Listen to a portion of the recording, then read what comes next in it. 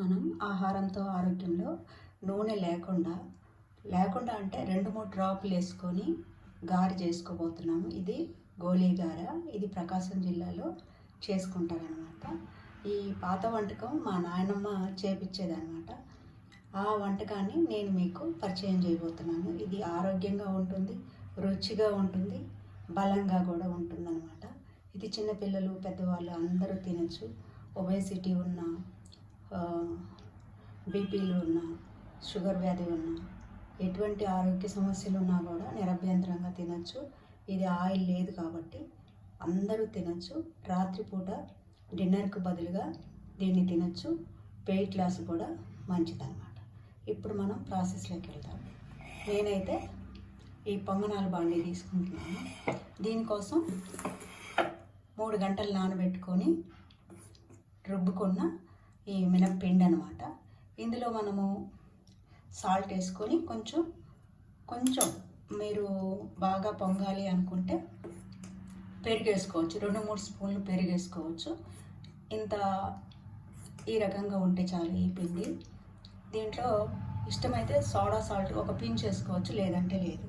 దీనికోసం తరిగిన ఉల్లిపాయ ముక్కలు, కొత్తిమీర, కరివేపాకు, పచ్చిమిరపకాయలు, అల్లం అన్నమాట.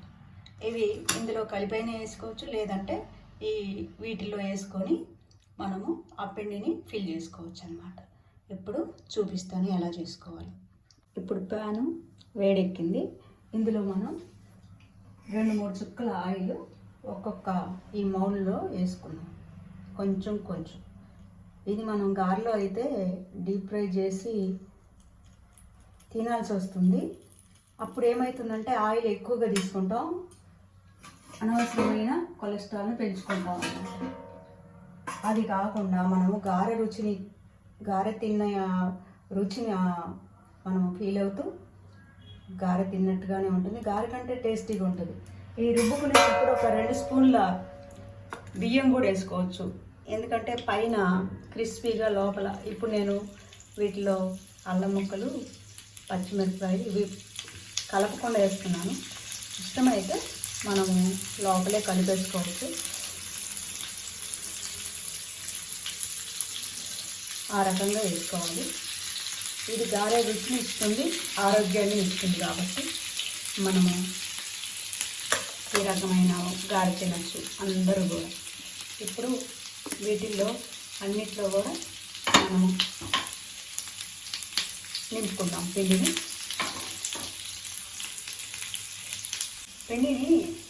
3 వంతులు వేయండి. ఫుల్గా వేస్తే పైదాకా వస్తుంది. 3 వంతుల పిండిని నింపుకుంటే సరిపోతుంది అన్నమాట.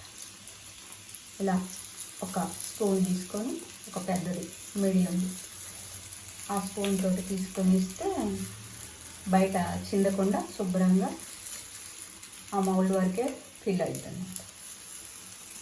ఇలా నింపుకొని ఒకవైపు కాలిన తర్వాత రెండో వైపు తిప్పుకుంటే బాగుంటుంది అన్నమాట.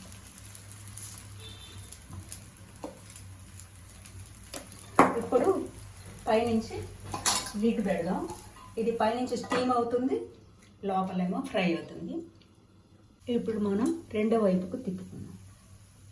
ఇలా షార్ప్గా ఉండే చాకు తీసుకోవచ్చు, లేదంటే ఫోర్క్ లాంటి దాంట్లో కూడా తిప్పుకోవచ్చు. ఇలా టర్న్ చేసుకుందాం. ఈ రకంగా బ్రౌన్గా ఒక రకంగా మాడకూడదు. ఇట్లా కాలితే లోపలంతా ఉడుకుతుంది, పైనేమో బాగా క్రిస్పీగా ఉంటుంది. గారె కంటే కూడా బాగుంటుంది అన్నమాట. దానివల్ల మనకు నూనె తక్కువ ఉంటుంది. మీరు కావాలంటే పైనుంచి 2 చుక్కలు కూడా వేసుకోవచ్చు. పైన కూడా వద్దు అనుకుంటే ఈ రకంగానే కాల్చుకోవచ్చు. రుచి మాత్రం గారెకి ఏమాత్రం తగ్గదు. ఈ గోలీ గారె చాలా రుచిగా ఉంటుంది. ఇది పాతకాలంలో మా నాన్నమ్మ, మా అమ్మ చేత చేయించేది. ఆయిల్ లేకుండా ఆమె వెన్నతో కాల్పించేది. అది బాండీలో ఈ రకంగా ముద్దలుగా పెట్టించేది అనమాట. చాలా బాగుండేది. అది మీకు పరిచయం చేద్దామని నేను ఈరోజు చూపిస్తున్నాను.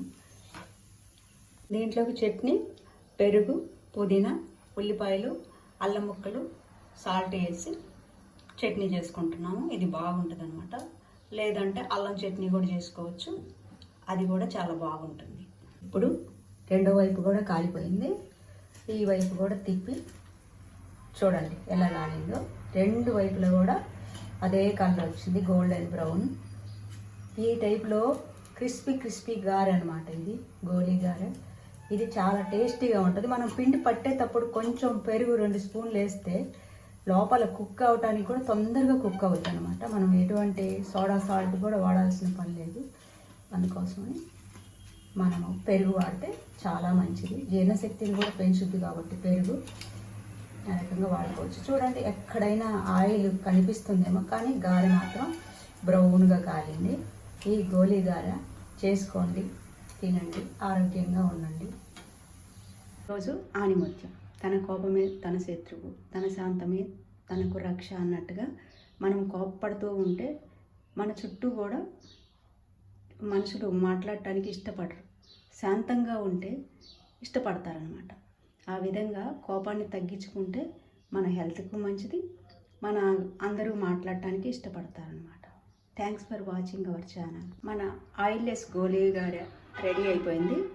ఇది అల్లం చట్నీ, మెంతి చట్నీతోటి సూపర్గా ఉంటుందన్నమాట, చాలా రుచిగా ఉంటుంది. ఒకసారి ట్రై చేయండి. ఈ ఆయిల్లెస్ గారెలు మనం వారంలో టిఫిన్స్ చేసుకుంటూ ఉంటాం కదా, పూరీలు ఇవన్నీ కూడా, వాటిని కూడా పక్కన పెట్టి, ఇది ఇంకా బలమైన ఆహారము, మినపప్పుతోటే చేస్తున్నాం కాబట్టి ఈ ఆహారాన్ని వారంలో 2-3 సార్లు తినొచ్చు కూడా. బోన్స్కి కూడా చాలా మంచిదన్నమాట, మజిల్స్కు బోన్స్కి చాలా మంచిది, పిల్లలకి బలమైన ఆహారము. ఇది తప్పకుండా ట్రై చేయండి.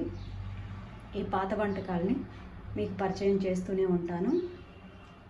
ఈ 2 చట్నీలతోటి బాగుంటుంది. ఇంకా కొబ్బరి చట్నీ అయినా పర్వాలేదు, ఏ చట్నీతోటి అయినా తినొచ్చు అనమాట.